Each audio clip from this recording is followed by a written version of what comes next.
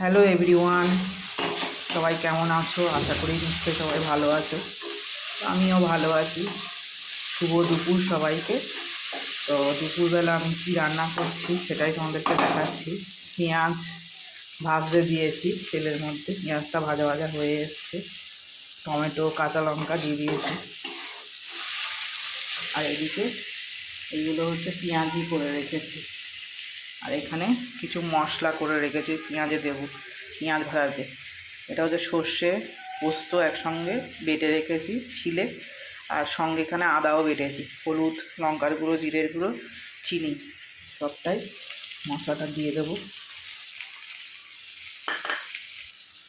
একটু নাড়িয়ে নিলাম। বাকি মশলাটা একটু জল দিয়ে দিতে হবে।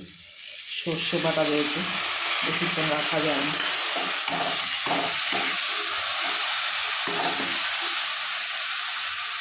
কী রান্না করবো বলো তো আজকে? বড়ার ঝাল, পেঁয়াজিটা দিয়ে বড়ার ঝাল করছি। এটা না মাছ মাংসর থেকেও খুব ভালো লাগে খেতে। আমার ছেলে বলো, তোমাদের দাদাভাই বলো, খুব পছন্দের। ছেলেই বলেছে মা এটা রান্না করে। অনেক দিন পর করছি, খুব ভালো লাগে খেতে। নুনটা দিয়ে দেবো। তো মশলা সব দেওয়া হয়ে গেছে, নুনও দিয়ে দিয়েছি। একটু কষা কষা করে হোক, তেল বের হোক, তারপর জল ঢালবো। তো জল দিয়ে দিয়েছি পরিমাণ মতো। তো এটা ফুটতে থাকুক। জলটা না টেনে নেবে বড়াতে ফুটে যাক, তারপর আবার বড়াটা বসিয়ে দেবো।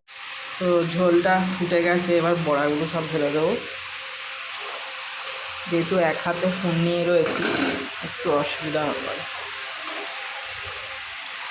ঠিক আছে, বড়াগুলো দেওয়ার পর ঝোলটা কীরকম কমে গেছে।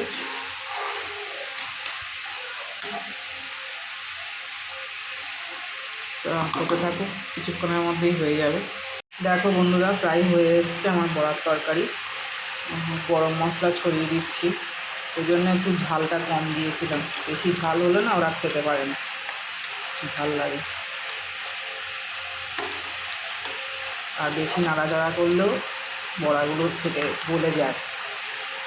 তা রেডি আমার বড়ার তরকারি। তো আরও একটা রান্না করব। তো দেখো কেমন হয়েছে জানিও রান্নাটা। ভাত হয়ে গেছে।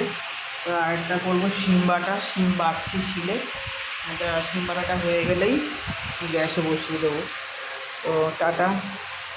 আজকে সব শুকনো মেনু আর কি, আর আমাদের কিন্তু খেতে খুব ভালোই হয়। তো টাটা, সবাই ভালো থেকো।